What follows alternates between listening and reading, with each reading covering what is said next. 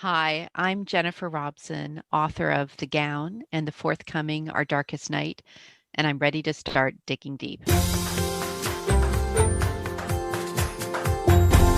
I'm Mark Sutcliffe. Welcome to Digging Deep, presented by Zen Books and Abacus Data. This is the latest in our series of one-on-one conversations with thoughtful, analytical, accomplished people in many different fields. We talk to authors and astronauts, Olympic champions and entrepreneurs, musicians and journalists, and many more. We explore their stories, their challenges, their defining moments, and we learn from them all the powerful lessons they've learned that we can apply to our own lives. And we do that in two parts, starting with some rapid-fire questions that reveal little pieces of information about the guest, and then we start digging deep into those stories and life lessons. Our guest today is Jennifer Robson. Jennifer Robson is a highly acclaimed and international best-selling author of 6 works of historical fiction. That includes The Gown, which tells the story of the women in post-World War II London who create the wedding gown for Princess Elizabeth. I remember my wife Ginny raving about that book when she read it a couple of years ago. Jennifer's latest book was just released. It's called Our Darkest Night, a novel of Italy and the Second World War. She calls herself a lifelong history nerd. Jennifer studied at the University of Western Ontario and obtained a doctorate in British economic and social history. In our conversation, Jennifer and I talk about something that she calls slow-burning courage. We also talk about the role of luck, including how the success of Downton Abbey changed her life, how she made the decision to become a writer, how she has struggled with doubt and the tools that she uses to overcome it, her appreciation of Terry Fox. We talk about the fear of trying something new, about helping other women, and about why history is about so much more than times and dates and old white guys. Now, one last thing before we get started. If you like what you hear, please subscribe to the podcast and review it on Apple Podcasts or wherever you listen. And also, share the podcast with your network. And if you're looking for more information about this episode of the show, including links to anything that we reference in our discussion, if you want to read my daily blog, where I post every single day of the year, or subscribe to my newsletter, The Weekly Dig, which has 5 very quick items that I've learned about each week, please go to our website. That's letsdigdeep.com. Letsdigdeep.com. You can also find a link there to my TEDx talk. Now, let's start digging deep with Jennifer Robson. Jennifer, it's so great to welcome you to Digging Deep. My wife, as you know, is a big fan of your work. I'm honored. Yeah, and so she has been talking about you for more than a year now since she read The Gown, and she was very excited to receive the advance copy we were given of Our Darkest Night. So she's plowing through that right now, and so it's great to chat with you. Thank you so much for joining us. Oh, thank you for having me. So we are going to get to know you a little bit through some quick questions, and then we'll get into a discussion about historical fiction and how you landed in this place and some of the lessons you've learned from that. But let's start with, what is your fondest childhood memory? You know, I think it's an amalgam or the composite, as it were, of Christmas mornings with my mom and my dad and my little sister.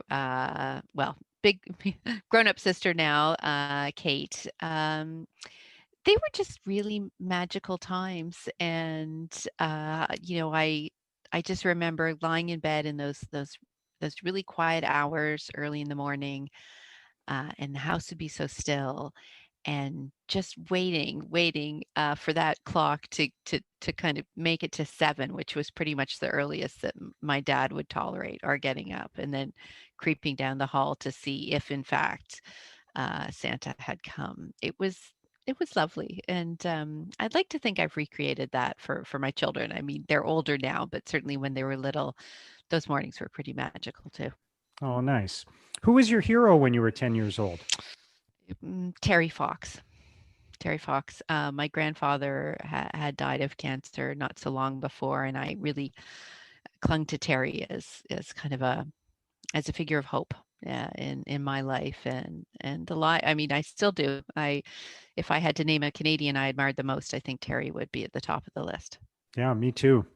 What did you think you were going to be when you grew up? Well, there's the usual fanciful childhood things. At one point, a choreographer, even though I took dance for years, I was terrible at it. For most of my teens and early 20s, I assumed I would become a teacher, like my father, like so many relatives of mine. And then, when I finished I have a doctorate in history. When I finished, there just weren't any jobs.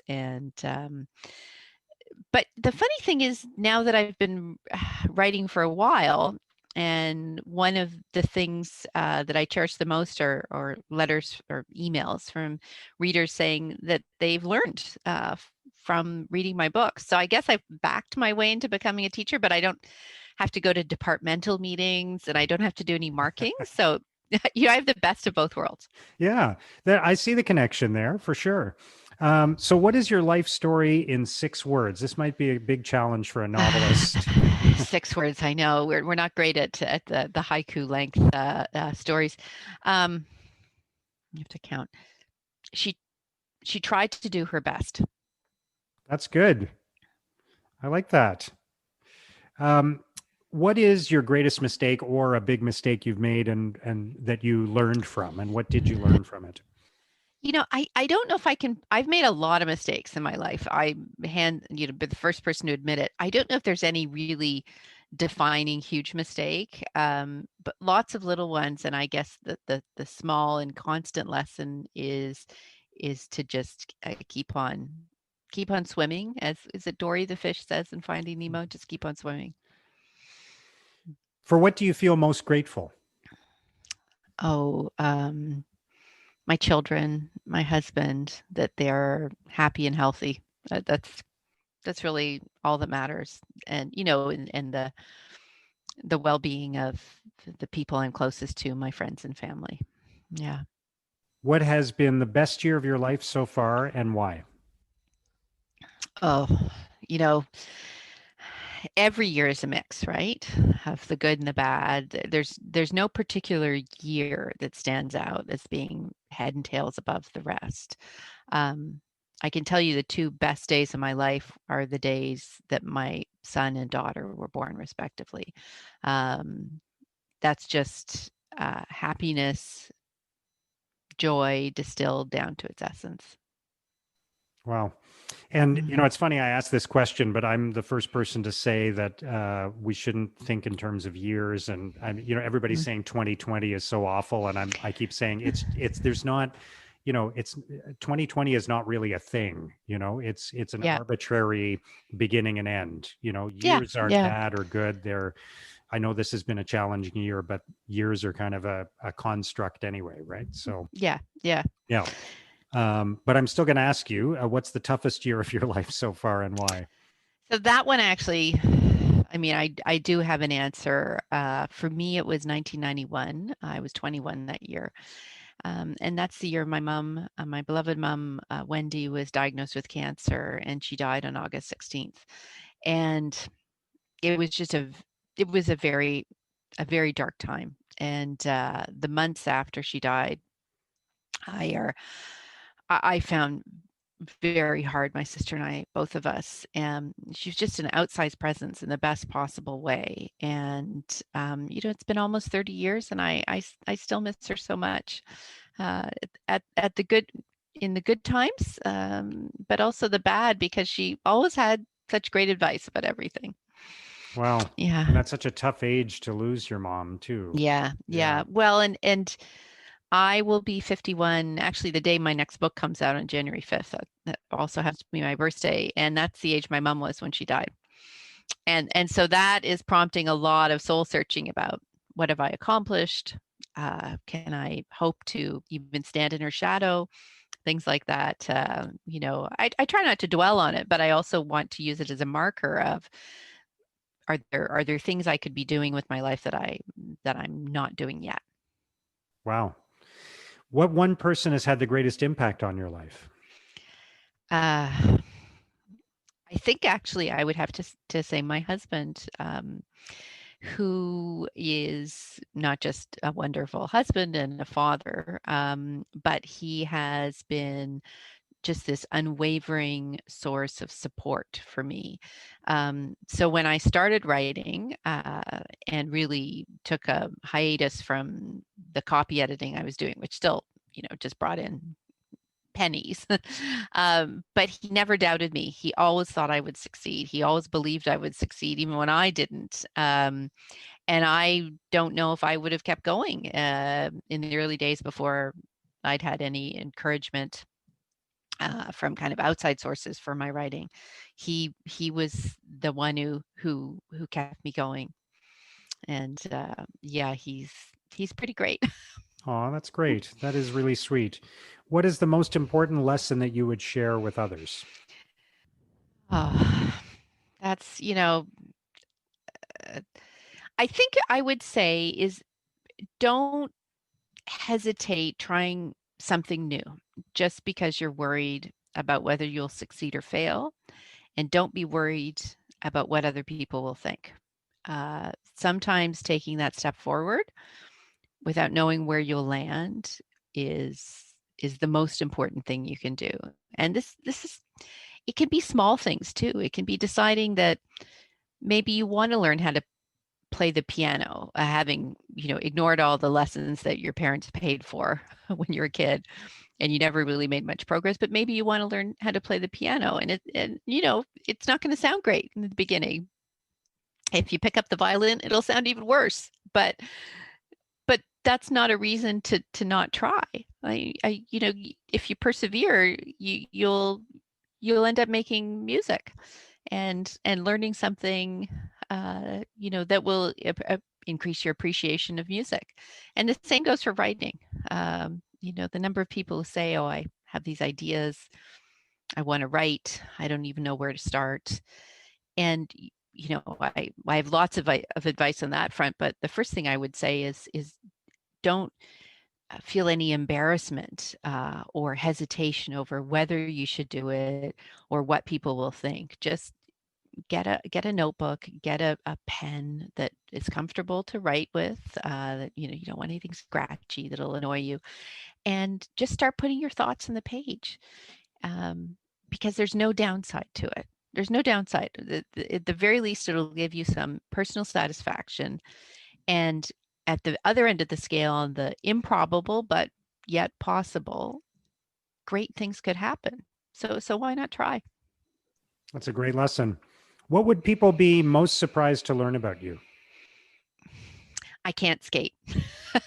What kind of Canadian am I? I grew up in Peterborough too, which, hockey central. But, my parents were from Vancouver, and I don't know if they had a sense of how important it is to be a skater, especially in Ontario. And so I never learned it. I've tried learning since.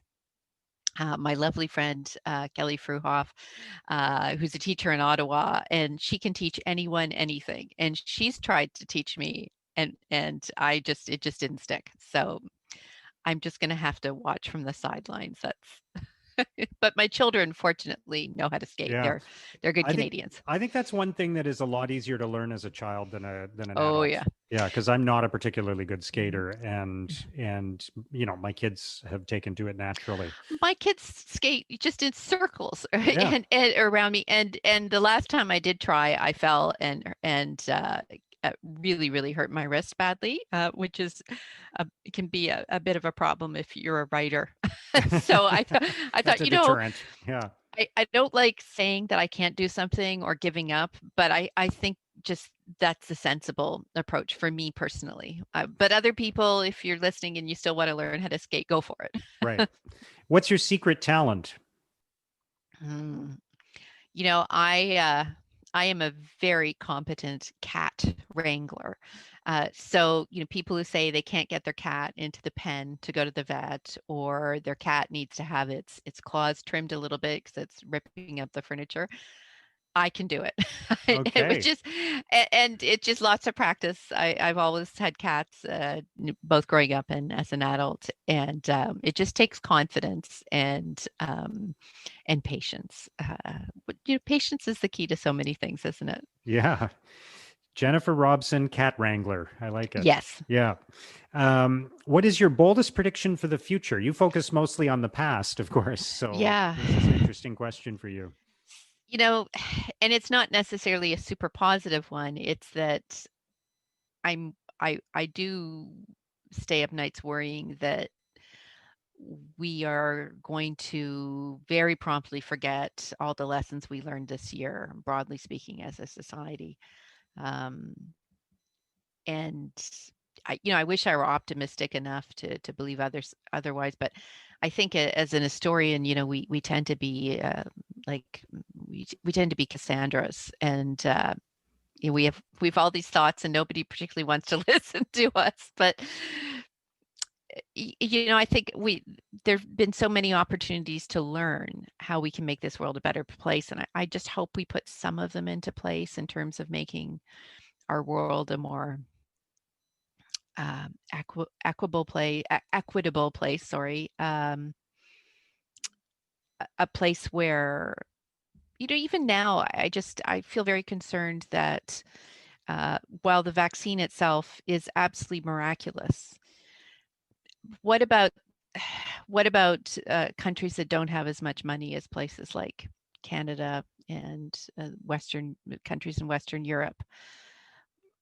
You know, what will happen to their people? And I'd like to think that everyone could have an equal shot at being protected from the virus, but it just seems as if once again the gaps between have and have not are as wide as they've ever been. Again, that's the historian Hmm. just crying in a corner by myself. Yeah, and maybe we can come back to that because Yeah, I think there are lessons from history about this, yeah. and I'm sure you have some thoughts on that. What would be the message of your commencement address if you were speaking to a group of students today? Spelling and grammar matter. Okay, Yeah. totally agree.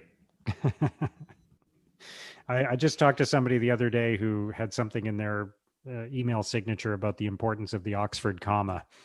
Yes. Yeah, I'm a late adopter, I have to say, of the Oxford me comma, too.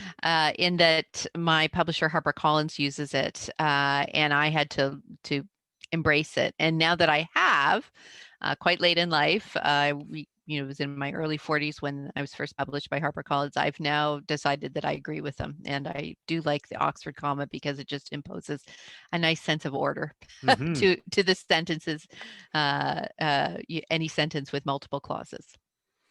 What has been the greatest turning point in your life so far? Uh, it was the moment I decided to write my first book. I'd had it in the back of my head for years. I never did anything about it, and it was only when I was at home with my children when they're very little, which is a busy time for a lot of parents. But there are also stretches of time uh, that you find maybe not always enough to occupy yourself with intellectually, and I needed something to fill those spaces, and it occurred to me that maybe I could start writing. And I'm glad I listened to that voice that said, "Hey, have you thought about writing a book?" um, I'm glad I listened to that little voice chirping away at me, um, and that I tried. I think it's the best decision I ever made. Hmm. It worked out well for sure. Yes. Unexpectedly, I will say, Yeah. against all, expectation, on my part, but yes, it has, and I'm very fortunate. What's been a recent epiphany for you? Maybe something about which you've changed your mind. Uh, so I tend to be a little bit of a traditionalist about, kind of family traditions and the way my mom did things, and what we do for holidays and so on. And it just hit me. In fact, this was the weekend of American Thanksgiving not so long ago, when my children were begging me to make traditional stuffing that goes with a roast turkey for dinner. And I was, well, my mom only really made it for Canadian Thanksgiving and Christmas. And if we have it too often, it won't feel so special. And then I thought, oh, get over yourself, Jen. Like, the children, they love it. And it's not like I'm serving them something that's made out of sweeties and sugar and high fructose corn syrup. It's stuffing, which is mostly vegetables. My children are asking for something that's mostly made out of vegetables, and I'm resisting them. It just seems kind of crazy to me. And so I said, you know what? I'm going to make the stuffing. And further to that, I've decided that when they ask me to make it from now on, within reason, it's not something I'm going to turn out every week because it's a fair amount of work, but I don't see why I couldn't make it once a month. It won't make it less special. It'll make it more special because how long do I get to have these kids living in the house with me, enjoying the food that I make? If this year has taught me anything, it's to really embrace the time that I have with my family while I'm lucky enough to have us all together here in the house before the children fly out of the nest. So I am making that stuffing. Good for It's you. just such a simple Yeah. thing, but No, but it it's makes a them metaphor happy. for something so much bigger. Like when you talk about that, it makes me think about how I often reflect on the fact that if you ask me what my greatest wish is in life, it's for my kids to be happy. And yet I often behave in a way where I seem to be trying to moderate their happiness, right? That Yeah. I don't want them to, to take things for granted or to expect too much from us or from life or from circumstances. No, you shouldn't have, that second cookie. That's wrong, Yeah. like, and so even though I want them to be happy, I'm actually the one who's stopping them sometimes from Yeah. being happy. And I think, what is that about parenting?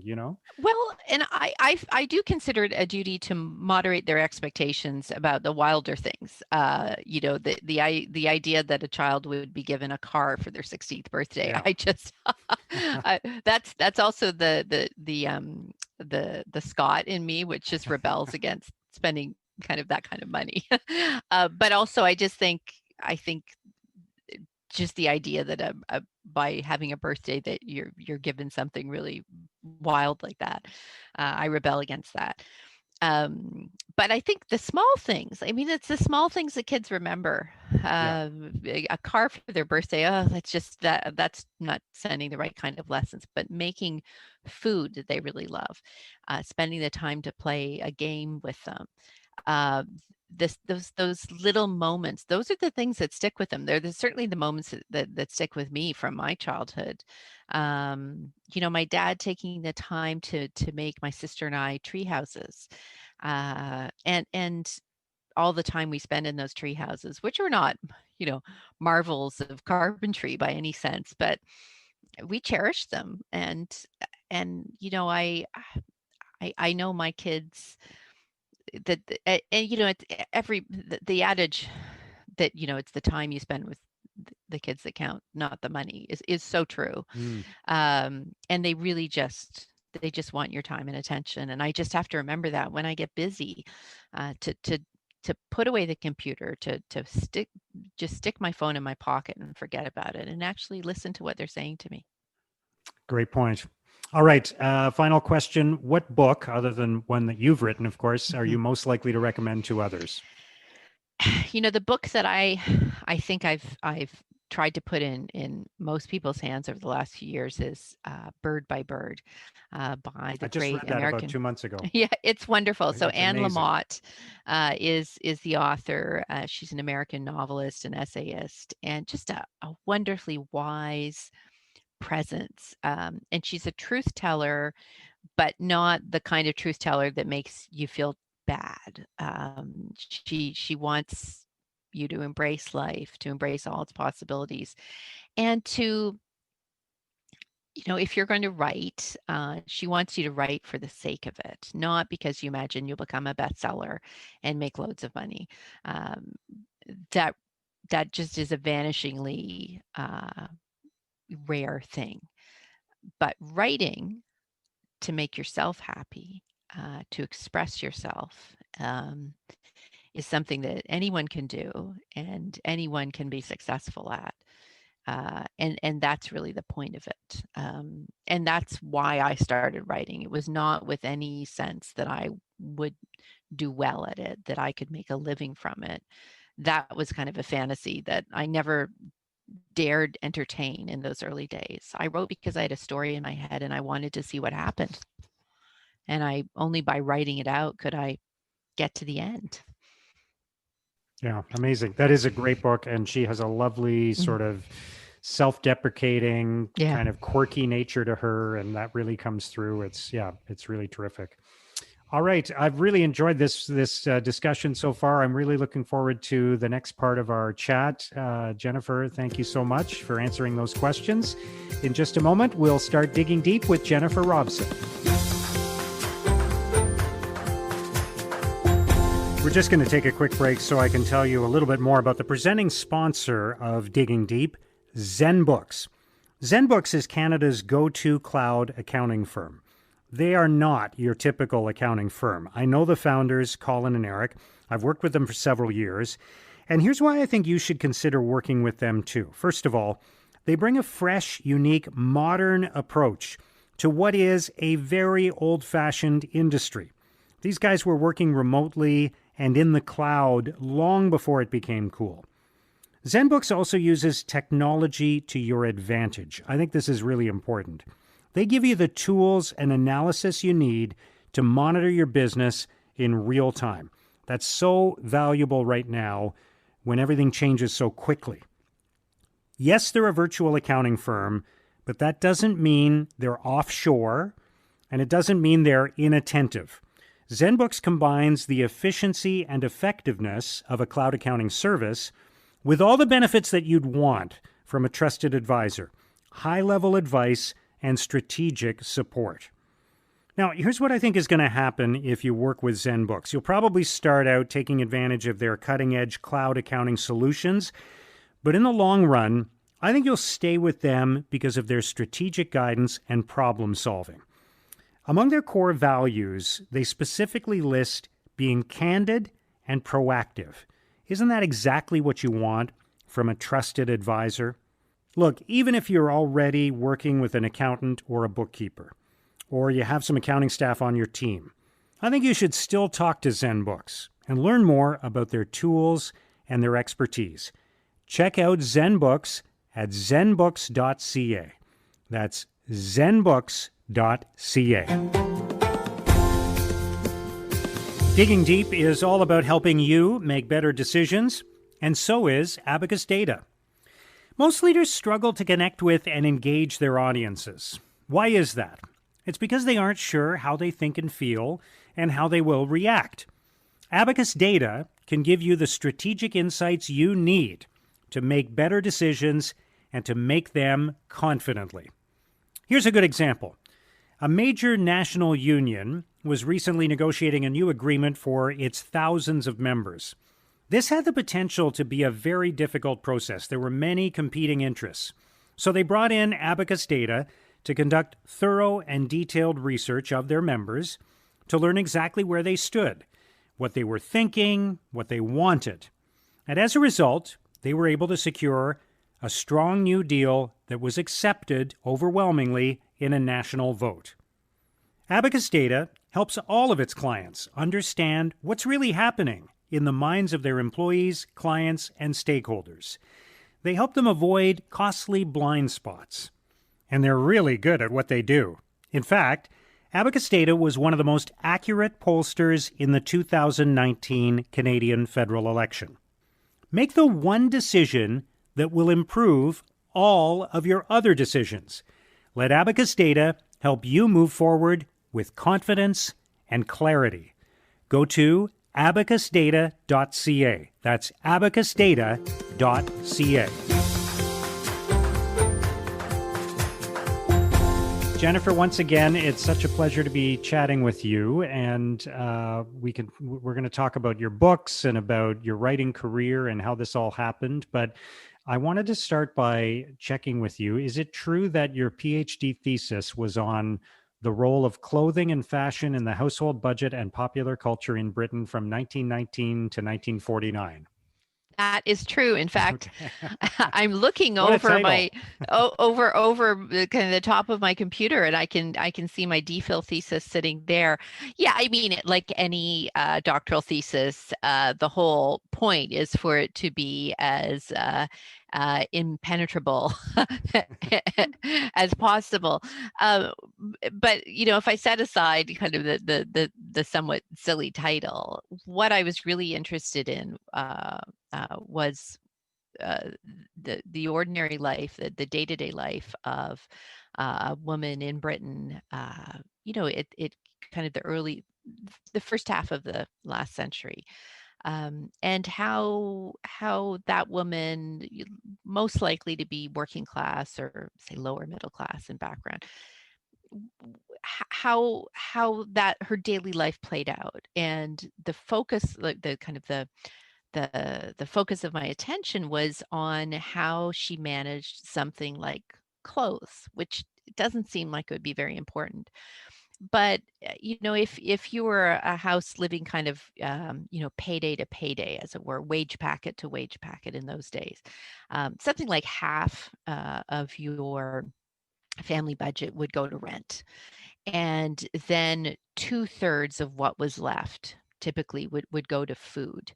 And that would leave very, very little for everything else. And out of everything else, you had to find clothes and footwear for your entire family. And if you were a working class family in those days, the chances were pretty good that you had, um, quite a few children. And while those children, helped to increase kind of the money coming into the household, if, they left work or they left school at say 14, they would still be at home and they'd be adding to, you still had to put clothes on them. And clothes were, relatively speaking, much more expensive than they are today. So it was this constant struggle, not just to to budget for clothes, but then to care for them, to mend them, all of that, to wash them. In days before automatic washing machines and dryers, it was a complete nightmare. And my own late mother-in-law, growing up in Italy, they washed, or they rinsed their clothes in the stream, in glacier streams, because they lived in the foothills of the mountains in northern Italy. And she suffered from terrible arthritis her whole life in her hands because of those early experiences in the icy waters, right? Mm. So these are things that affected many people, and we tend to forget about just the day-to-day realities of life. And I should add, this is not something that is unknown in our world today.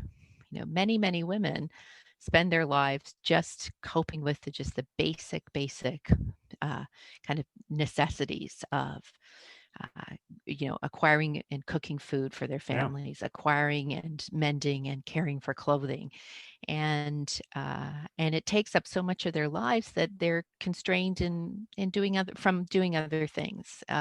So it's a constant, for me, it's an interest Mm. in what everyone, like what ordinary people are like, and what their days are like, and so that's where my doctoral studies led me. And then, 25 years later, I'm writing about ordinary people in my books and the shape of their lives. Yeah, and it's that title really grabbed me because my grandmother, who I never met, my dad's mother, would have been a mother in Britain in that time. Mhm. So she was born in the early 1900s, and my dad was born in 1937, and so that would have been the dynamic. And going through the war, of course, Mhm. would have imposed all kinds of other restrictions Yeah. on their life. But from there, obviously, I mean, there's I think evidence of your, not just your fascination with the past, but also with women in the past, right? Mhm. That is a particular area of focus for you. And um, tell me a little bit about what you've learned from that in seeing the role of women in a historical context. And I would say, without books like yours, their stories might not be told because they're not really part of history books, right? Yeah, women, we tend to get left at the sidelines a lot of the time, and especially with the big, those heavy official histories of the wars. They're great at telling you what the politicians were doing, what the armed forces were doing, which are all important and necessary things to know. But I've always been consumed by an interest in what were women doing? It's half of society. What were we up to? And it turns out a lot of the time we were tasked with taking care of things, not only at home but on the home front during wartime. And one thing that exercises me sometimes is a somewhat facile assumption that in the post-war periods, both for the Great War and the Second World War, that women's accomplishments and achievements during the war propelled improvements in their daily lives afterwards, so that life became just somehow almost miraculously better for women in these post-war periods. And that is not the case. In fact, if you look at, for example, women getting the right to vote, that was delayed in Britain, for example, because of the Great War. Women would have received the right to vote earlier, but the war itself made it, the suffrage movement really hit pause. And in the post-war period, or really the interwar period, women had been called to work in really unprecedented ways during the First World War, going into uniform in a way that had never happened before, and being called out of the home and into the workforce in just huge numbers, really, around the world. What happened in the immediate aftermath of the war is that almost all of those women were sacked and sent home and told that they were no longer needed. And I've just always been interested in, what did that feel like to have this taste of discovering that you could be really good at something that was outside the sphere of what you'd always been told was the world in which you had to live, that you could be good at things that you'd never imagined yourself doing. And so you as a woman, you discovered you were good at these things, and then it was taken away from you. Yeah. And it Yeah, you're happened again finally in the able to second. put all of that to use, right? All of Yeah. the skills and talents And to yeah, use, and all of then, yeah, this to make brain your way. power and creativity and frankly just hard work, and it was just cast aside. And it happened again after the Second World War. Women again really answered the call, and in just huge numbers. And in some places like Britain, you had to work. Um, unless you were caring for children at home, or say an elderly relative, you were expected to go into the workforce, or to do some kind of recognized volunteer activity to help the war effort. And then again, the war ended. um, you were told, but that's excellent, good job, well done, and now you can go back home and really stay where you're meant to be. And I just think that must have just burned. It just must have burned. Mm. And so what you see are these incremental advances, the kind of the 3 steps forward, 2 steps back. And all of that is building towards the women's movement, the rise of the women's movement in the 1960s, and some of the really, huge breakthroughs that women have seen in the last 40 to 50 years, breakthroughs that I personally have benefited from, so that it has become very possible and expected, and normal for me to pursue a career outside the home.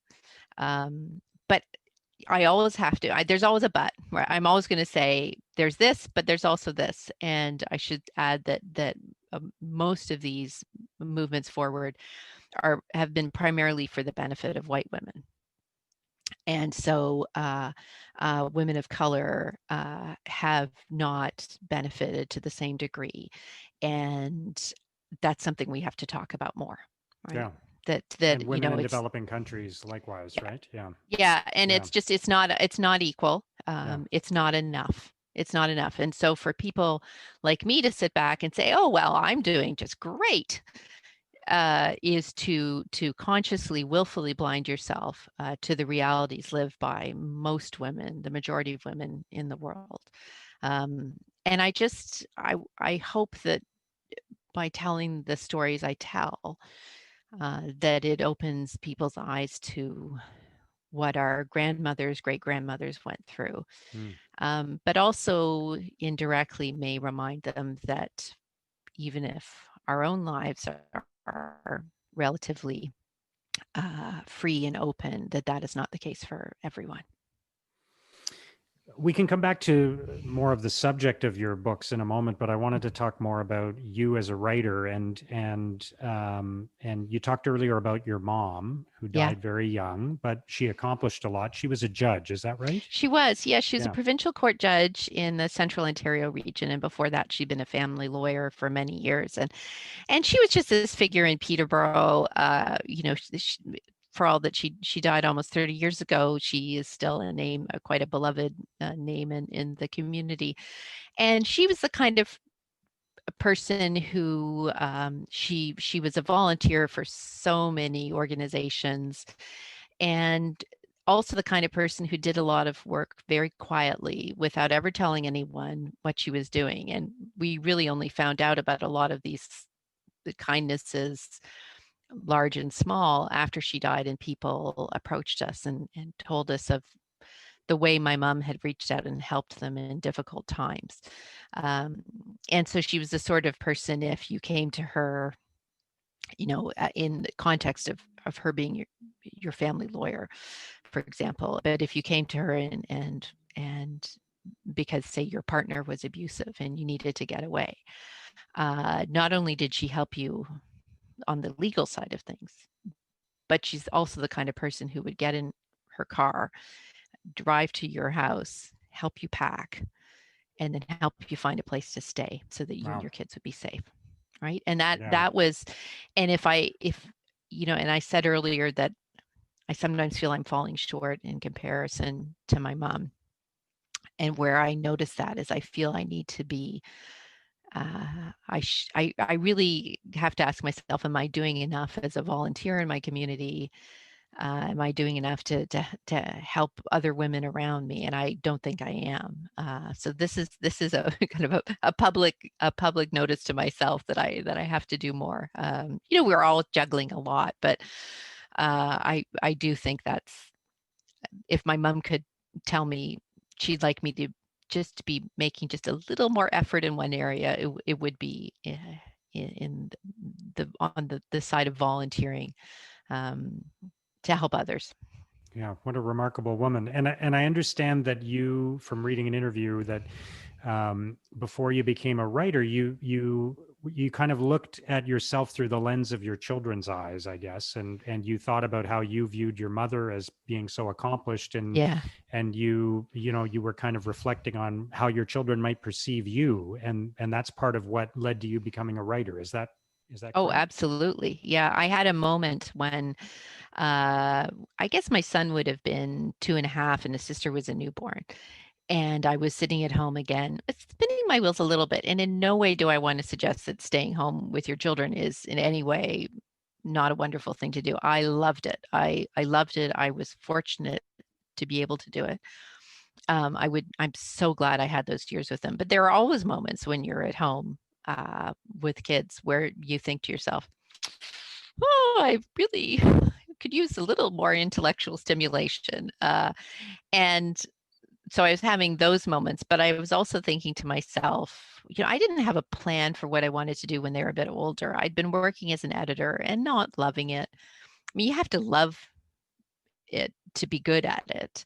And I wasn't loving it. And I didn't really have anything in mind for what I would do next. And that was eating away at me a little bit, because my mother was so accomplished and my grandmother before her was a journalist.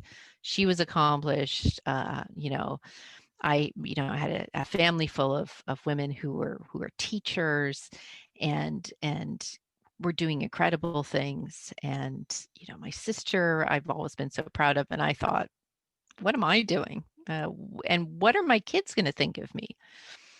I just wanted them to be proud of me, and I should have, not because I had fantasies of becoming a best-selling author or anything like that. I just wanted them to see me pursuing something that was important to me, and that I was learning as I went, and that I was trying to make myself a better person as I went. And I tried to do that through the medium of writing. It was never about, making money or anything like that. It was, I just wanted them to see me doing something that I loved. And that was especially important for my daughter. Um, I just needed to be, and I will always feel that I need to be a model to her of what is possible. Is it true that J.K. Rowling plays a part in this story too, of how you She became a writer? does. Yeah. Yeah, she does. And I have to say, I'm still obviously very much a fan of the Harry Potter books. I am uncomfortable with some of her comments about people in the transgender community. I find it very, very disappointing. So I'm going to preface what I say about her with that. Yeah, fair enough. Um, but it was at this point when I was casting about for what I would do, and had the idea and wanted to write, but I couldn't quite bring myself to do it. And I saw a documentary about her that had been made with her cooperation, which is unusual. And she went back to the little flat in Edinburgh she'd lived in when she was first writing, I guess, the first Harry Potter book. And it was, I think it was social housing, because she really did not have a lot of money really at all. And those the first book she wrote in a notebook longhand, and with no encouragement. She was on her own. She wasn't part of a writing circle or anything like that. And she kept going, and again was rejected countless times by agents and publishers.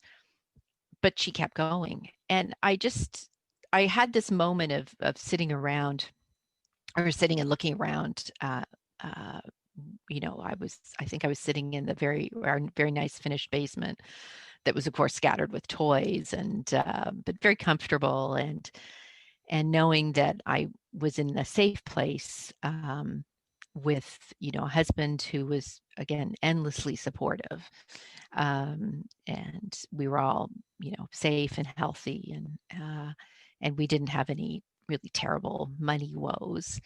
um, and I had everything that would allow me to explore this idea of being a writer, and like all this privilege.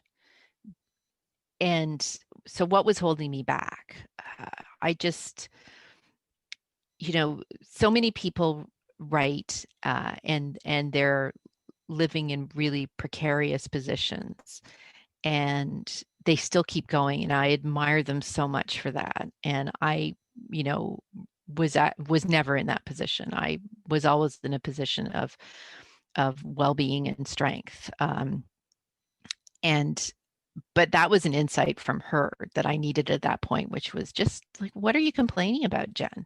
What's the problem? Just get on with it. And so the next day I got a notebook. And I think I probably stole one of my husband's good work pens. And I started writing down these thoughts. I still have the notebook. In fact, I'm looking at it on the shelf. It still sits here in my study. Um, and funnily enough, because I'm left-handed, I started at the back because it's easier to write from the back of a journal to the front, which is weird. Maybe that's the weird thing that Wow. people don't know about me. But because I'm so left-handed, it's easier to write backwards in a notebook. Um, I started that day, and so I give her credit for, inspiring me in that sense. But in terms of kind of refilling that well of inspiration, I look at every writer who is writing from a place of peril and who Mm. keeps doing it. And they're the people who they deserve all the acknowledgement in the world.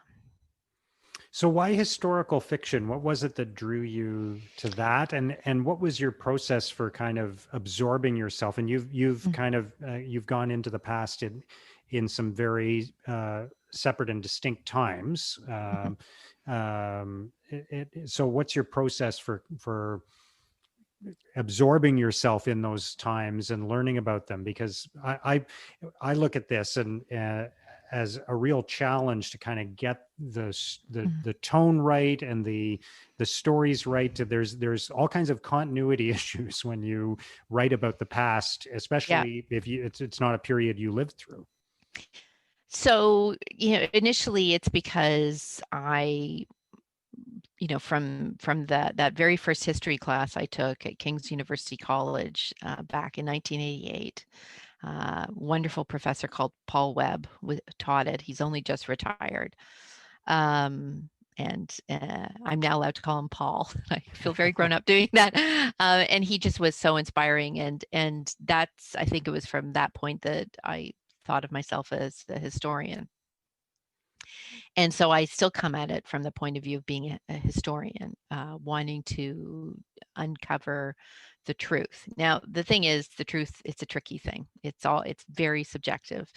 And I will never ever paint a completely full and accurate portrait of the past because I don't have access to a time machine. I just, if I did, who knows how startlingly accurate my books could be, maybe in an alarming way, but I do the best I can with the materials I have. And so I use what I learned as an academic, as an historian. I put that to, I hope, pretty good use when I'm doing the research for my books. But I'm always aware that it is incomplete. Really, anybody's memories of the past are incomplete. If I go back 2 weeks, I'm not sure I could tell you exactly what I was doing on a given day, or have any clear memory of the conversations I had. So, when we interview people about something that happened 50, 60, 70 years ago, I'm really, their best recollections are still going to be incomplete Yeah, and fallible. and fallible, and that's just the way human memory works. Yeah, it's So not a what tape recording. I'm it and it just it's incomplete. It's not always factually correct down to the last detail. In terms of the records we have of the past and our memories of them, but I don't think that's a reason to not pursue an understanding of it. It's always, I always want to be as transparent as possible in saying the books I write are not perfect. I try, but they'll never be perfect. But what I want to get as much as is possible is a feeling, a kind of an atmosphere that will propel people from the here and now into a period that is set against the grand scope of space and time, is very recent, but still feels very distant for a lot of us, whether it's during the Great War 100 years ago or even only say 70 years ago.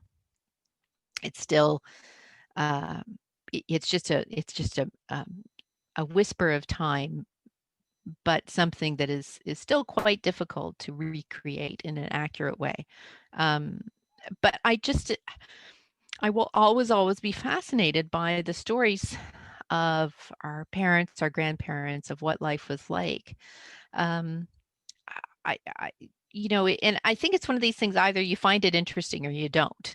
And fortunately for me, a lot of people find history interesting, and want to read about it. And you know, my sources are they're traditional in the sense of where any historian gets their material from, and then some of them are a little less traditional. I'm always very interested in relying upon popular culture in the sense of films, contemporary novels, magazines, newspapers, advertisements are just a gold mine of information, for Yeah. example. Um, Interestingly, when I was at Oxford in the early 1990s, it was kind of less conventional to use those sources. And I still remember raising eyebrows, sitting in the Bodleian Library in Oxford, going through old issues of Vogue magazine from the 1940s, and people would come up to me and say, "What on earth are you looking at?" But they had so much to tell me. Um, and I've done oral history projects. I did a large scale one for my doctoral thesis, and then for my recent books, I always try and interview people who were there. So for the gown, I managed to speak with one of in fact, the only surviving seamstress who worked on Princess Elizabeth, now the Queen's, wedding gown.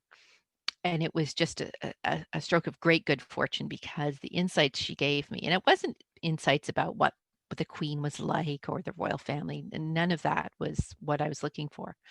I wanted to know what it was like day in, day out to go and work at Norman Hartnell's workrooms in Mayfair, to work to create gowns that she herself, this lovely woman, Betty Foster, would never be able to buy. I mean, it was far beyond her means, even the simplest garment.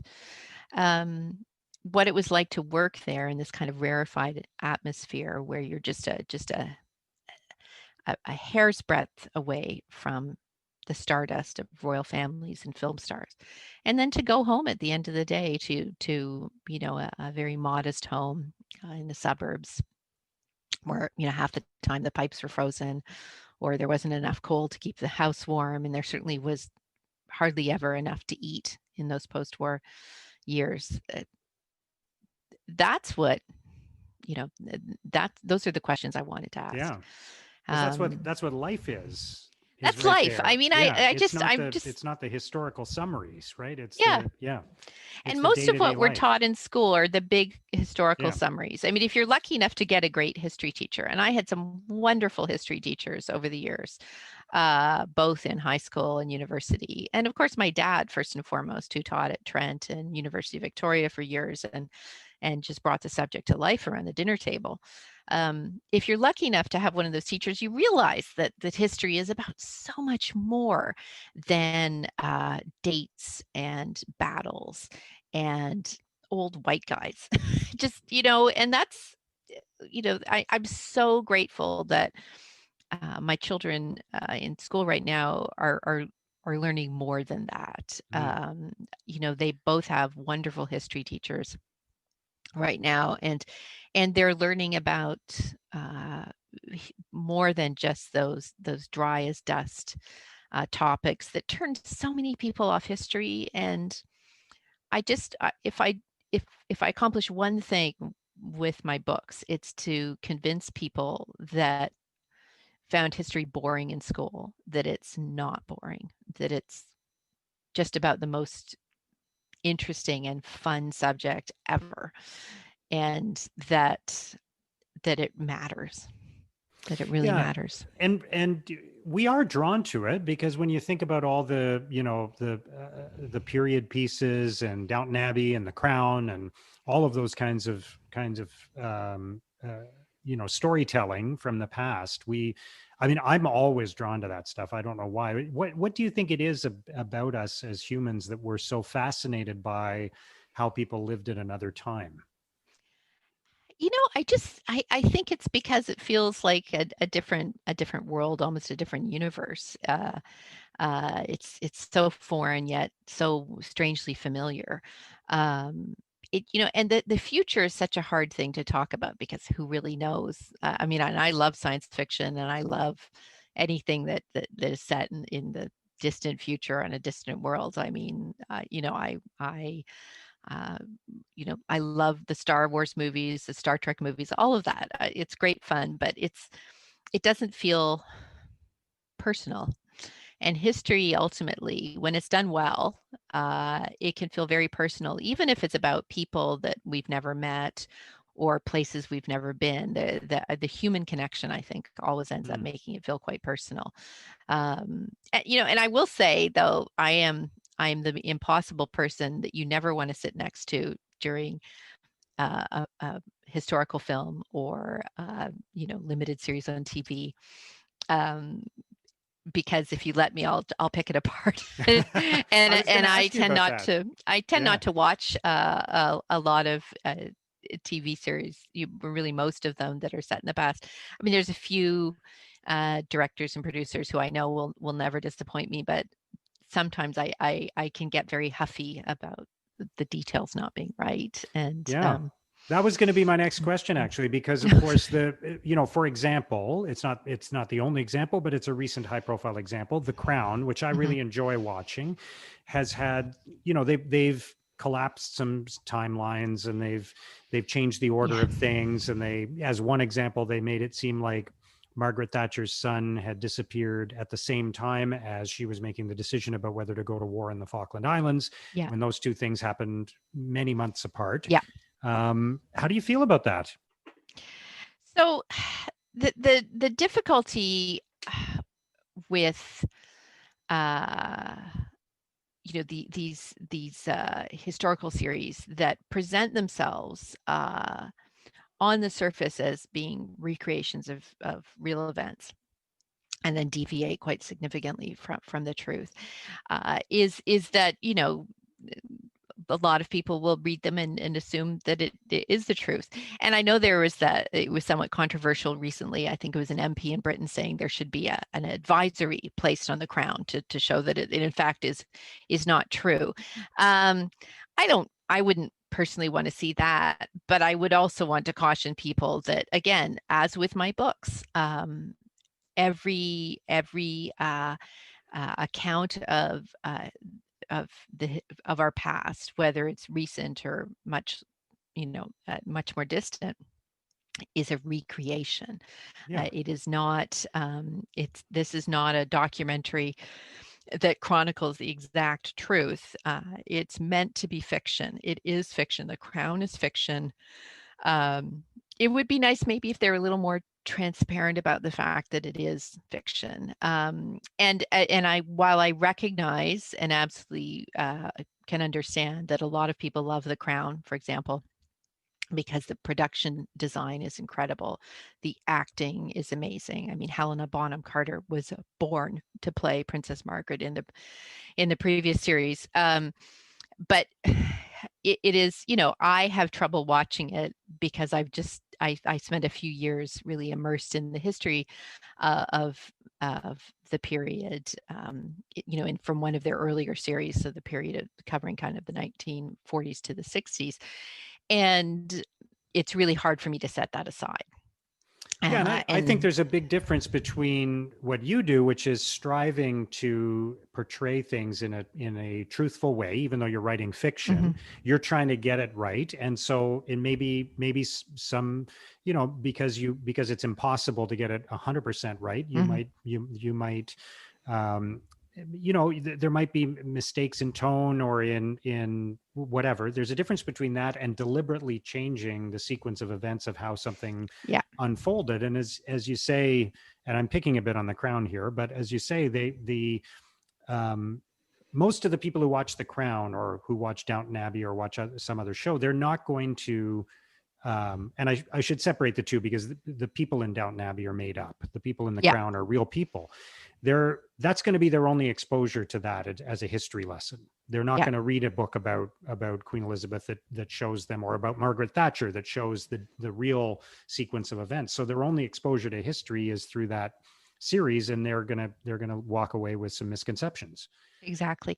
So the thing with accuracy and whether something that is historically is something historically accurate or not, have the producers, has the writer of a book, you know um, been as diligent as possible about getting things. I mean, first of all, it's what is their intention, and I don't think the people who, Peter Morgan or the producers of The Crown they're not telling lies, but they're creating fiction. And I don't think they've ever claimed that they're they're depicting these events in a over, in a true or Yeah, it's not a documentary. documentary Yeah. fashion. Yeah.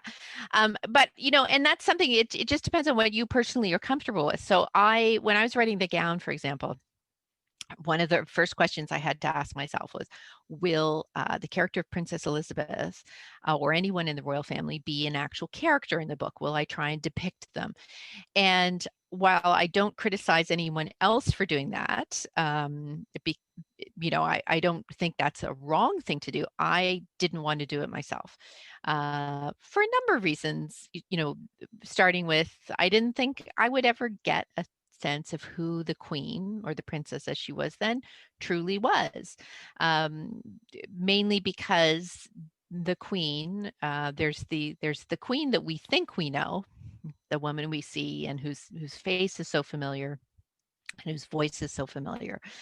But that is really a kind of that's a construction, a public construction of that she and the people around her have helped to create over many decades. And then there's the private woman that very, very few people know. And I have no insight whatsoever that I could claim to be accurate into her interior life. I just don't know. And I also don't feel right about digging. I just think, she has, if setting aside whatever personal feelings one may have about the royal family or the implications of an inherited monarchy constitutionally, set that aside. She herself has lived a very long life, of duty and doing a lot of very boring things, and doing them well and never complaining and working harder than in her, she works harder in her 90s than most of us do, who are half a century younger. And it just didn't feel right to go digging around. But that was, again, my personal Yeah. take on it. Um, and I just, it's the age old question. I mean, how to know what is real and what is fictitious in the stories we read about, we watch on TV or in the cinema. Um, and I don't have a really good answer for that, except, I mean, my belief is that my readers are smart people. They will know if I've cut corners when I'm researching my books, when I'm telling the stories. They'll know if I've played fast and loose. They may not know it in the sense of, calling the fact to mind immediately. They might have to do a bit of digging, but I feel most people have that gut check feeling when they're being sold something that isn't Mm. quite right. It's like a piece of fish that started to go off, right? You get that sense of, this is not exactly what I wanted.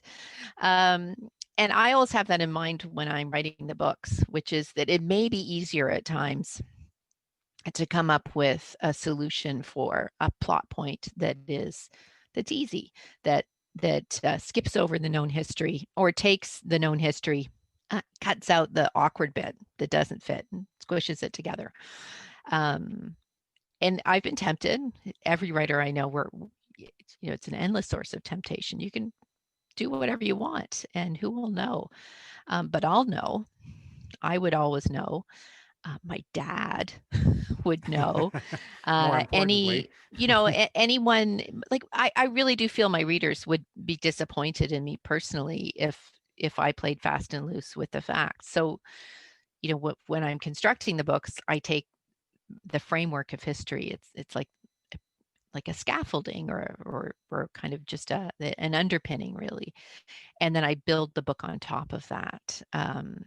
And sometimes it leads me in interesting directions that I might not have explored if I had been writing, say, a contemporary story, Mm. where I can do whatever I want with the characters.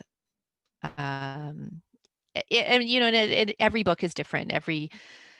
I'm always coming up against new obstacles, but I try not to think of them as obstacles. I try to think of them as challenges that I have to figure out, as opposed to doing the easy thing, which is to uh, write my way out of it by being untruthful, knowingly untruthful, I should add. Yeah.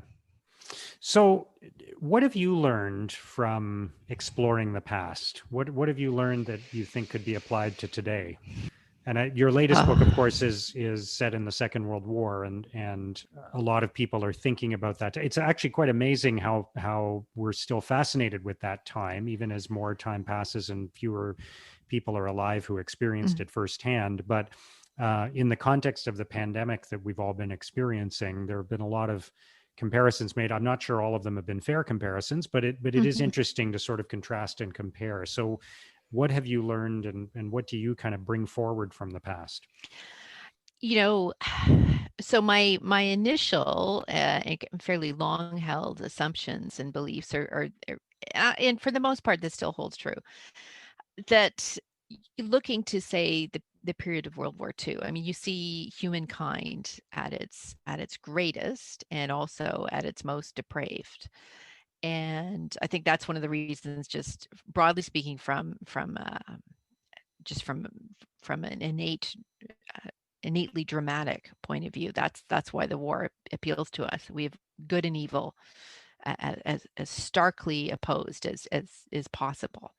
Um, and if we're looking on the good side of things, what we see are ordinary people uh, acting in enormously heroic and selfless ways to help others. Um, and these acts of valor are not always dramatic ones. They can be very, very quiet ones. And in fact, I'm convinced that there are thousands, millions of stories that are left untold about that period, because the you know the people who were behaving with such courage, sought no recognition, were never recognized at the time. And uh, really, they weren't blowing up railways. They weren't making bridges collapse. They weren't jumping out of airplanes. They were just very quietly offering food to someone who needed it, shelter to somebody who was in peril. Um, and that, that's one thing that I find enormously inspiring. But if we take away the question of kind of day-to-day moments of danger, and say, just look at day in, day out, what people's lives were like during that very long war. I mean, 6 years in modern times is pretty long for again a global conflict to last. Um, and the endurance and patience people had, uh, and this very kind of slow burning courage that got them through those long years. That just day in, day out, I find very inspiring. And we talk a lot about how people behave during the Blitz, and it's been mythologized quite a lot. But the average person living through the Blitz, and this is not just London, this was any really built up area in Britain. There was a period of bombing that lasted a number of months, starting in September 1940, going through to May 1941, roughly speaking. Um, People were, up all night in shelters. You couldn't really sleep in a bomb shelter, certainly not when the bombs are falling all around you. And then they'd get up in the morning and they'd go to work. They went to work. Nobody stayed home because for a sick day, because their nerves were shattered. Everybody's nerves were shattered. Everybody got up and went to work, or for almost everybody. And then at the end of the workday, on the way home, you'd have to queue up for the food you're going to eat that night, and hope you had enough coupons for ration your the coupons in your ration book to pay for it. Uh, and then there are all the small tedious chores that had to be got through, and knowing that there was no chance of sleep that night. And people did this for months. And they certainly, people complained. It's human to complain. But there's a difference between, having a good whinge about something and just blowing off steam, or if you're British, you'll say that you need to have a moan about something, and that is totally legit. I think that's totally fine. And then there's a difference between that and then just being completely unsupportive and whiny and difficult. And that's not something that I have ever seen any huge amount of evidence to support that people were like that. Most people just got on with it. And I have to say, as we're months and months into this very strange life of not being able to do lots of things that we're used to doing normally, and being told that we can't do this or we can't do that, and it's tempting at times to feel, woe is me, this is so unfair. And here I should add, I'm talking about just kind of small daily things, not the very, very legitimate sadnesses of people who are isolated, people who've lost loved ones. Those are all, I my heart bleeds for them. I just mean, the small daily The things, that inconveniences. the Yeah. inconveniences that we, it's very easy to feel whiny about things. And it's one thing for me to say, "Oh, woe is me, I can't go to the shop down the street and just walk in and buy something." That's one thing for me to be whiny about it. Quite another for the person who owns the shop, who's seeing their life's work kind of shattered, for them to legitimately have grievances. So I want to draw a distinction there. Yeah. But just in terms of the day-to-day life, like whenever I feel a little bit like, oh, what we ran out of this, and I'm not going to be able to get it, and I don't know what I'm going to do. Those are the moments when I think to myself, what would somebody have done in the middle of World War II? And they would have done without, is the answer. And then they just would have got on with things. And so maybe I can just stop being quite so whiny. That's my reminder to myself. Mm. But interestingly, I was having a talk with a lovely friend of mine who's an academic and guide in Venice. Her name's Chiara Ponchia, and she's seen, she's an academic, so she's still teaching, but all of her work as a guide, and she's like she's a very accomplished professional guide. All of that is dried up. So she's had an annus horribilis, and living in northern Italy too has been no picnic. And I was saying to her, how much I took inspiration from the war years and how people struggled and got on with things. And she then made this very important point, which I think I had not been sufficiently sensitive in understanding, is that the one thing people had, not universally, but a lot of people had during those tough years, is that they were still, a lot of them could still be together with their loved ones. And I'm not talking about people who are the subjects, again, of persecution. I just mean ordinary people. Yeah. Those ordinary people, the bombs may have been falling, but at least you were sheltering with the ones you loved for the most part. But now, as we go into this long winter, many of us, if we have elderly relatives, we can't. It's not so much that we can't be with them; they can't be with us. Yeah. That is a true heartbreak. That's something that I think about more and more, and I've kind of been racking my brains, like what can we do to support people who are going through that kind of loneliness. Yeah. There's solitude, which is never a bad thing.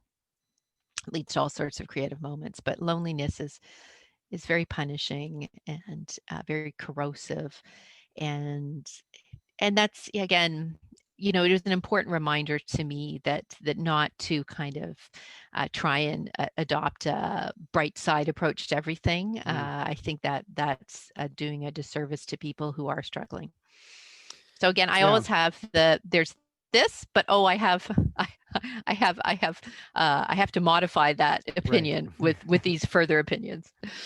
Yeah, fair enough. And that, what you just said makes me think of my mom, who can't hug me or my grandkid, or her grandkids, Yeah, that is. Yeah. Um, yeah. Last question for you, Ed. What have you learned from becoming so successful? What have you learned about kind of the ingredients of success? Because you weren't expecting this. You weren't No, expecting to no. become an international best-selling author, which is a great term. I mean, that's Mhm. I can't think of It, any it's better label in the lovely. world. It's um, lovely. yeah, Yeah. and It, so what have you there are a couple of things that come to mind already from what you've said. Obviously luck plays a role, and I think you've mhm. acknowledged that. and Yeah. and but there's also, when you were talking about the detail you go to, it made me think of, the carpenters who make the back of a piece of furniture just as beautiful as the front, Mhm. and are asked, why do you do that? Nobody's going to see it. And they say, well, that's, I Mhm. see it. And I know there's a kind of a famous story of one person saying God sees it, Yeah. Or the embroiderers who made there you Princess go. Elizabeth's gown, and Yeah. the reverse of the embroidered motifs is as beautiful as the front, Mm. right? Yeah, I mean, so yeah, luck plays a huge role, and this is not me being disingenuous or falsely. Oh no, it really is. I would not be talking to you today if Downton Abbey hadn't become a huge hit, which in turn then made my book, Somewhere in France, my first book, this kind of instant smash hit when it came out. Um, Because it was set in the there's same time, right? and Yeah. I'd already written it. I Yeah. wrote it before Downton Abbey came out. I couldn't find a publisher, and then when Downton Abbey came out, suddenly there was this instant, overwhelming market for. Does anybody have a book set in the same period that feels like Downton Abbey? And I had one that I'd written a few years before, just gathering dust in my hard drive, and because the thing is, ultimately, uh, it's not about me personally, any of this, and it's not about the relative merit of my books, because great books go unacknowledged every day, Mm. and terrible books hit the top of the bestseller list. There's no rhyme or reason. It's a heartbreaking publishing is a heartbreaking business in that sense. Um, so I know, and I'm always reminding my friends and my family to remind me of this, that the minute they see me starting to assume that I am all that is the minute they need to kind of come up and just give me a little just a little tap to say, Jen, this is not about you. Because and it's not false humility. It's just, I think it's the only way to remain a decent person. The writer who starts believing that they are, and this is a somewhat indelicate term, the cat's ass. Like the minute you start believing you're the cat's ass is the minute that you start to lose like whatever was appealing about your work in the first place. And I've heard horror stories about writers who refuse to sign things for people who come up to them, or who are rude to readers, who are asking totally inoffensive questions, or who are just I think just insufficiently grateful. Because it's not only when somebody's reading your book, if they've purchased it, they've put money in your pocket. Even if they're reading it at a library, it puts money in your pocket as a writer. Um, so that's a gift, right? But they people are also giving you the gift of their time, which is arguably Mm. more important. And to then be ungrateful, it just bothers me, and I just think, you know that's something would fill me with horror if ever somebody came away from an encounter with me and thought, oh, she's just the worst, she was so rude and full of herself. I would just feel, and I would feel everyone I care about would be disappointed in me. I can't So, imagine that happening. So I think you'll be but okay. just never believe that Yeah. you're as good as your press, right? Good Mm. as your reviews. Like, always assume. I just think it's so important. You just assume that you're lucky to be where you are, that you'll only stay where you are through hard work, and being as nice to people as possible, and supportive of other writers is really important. That's how I sleep at night, and I am grateful. I just ultimately, I'm very, very grateful to everyone who's taken the time to read one of my books. Um, it is a gift. It's a gift, and I'm honored that they would spend some time with me and my characters. Well, it's been a great pleasure spending time with you and your story today. This has been really delightful and fascinating. I wish I could keep talking because there's so much more I could ask you, but we'll have to stop there. Jennifer, thank you so much. It's been a real pleasure. It's been an absolute delight speaking with you. Thank you. I really enjoyed hearing Jennifer talk about how she took the plunge into writing, buying that notebook. And I think her perspective on authenticity and truth is really relevant, especially in a time when we are seeing history play out right in front of our eyes, and there's a battle over what is actually truth and what is fiction. I'm a bit of a stickler for books and movies getting things right and not taking liberties and changing the timeline, so I really appreciate Jennifer's diligence and desire to be accurate. And I also loved hearing her talk about her responsibility to others. So once again, a big thank you to Jennifer Robson for joining us on Digging Deep. If you enjoyed this episode, please review it and share it with others. That will help us produce more great episodes. And if you want to keep digging deep into topics and lessons like this, or see the show notes, or subscribe to our weekly newsletter, or read my blog, you can do all of that at letsdigdeep.com. That's letsdigdeep.com. Thank you for listening.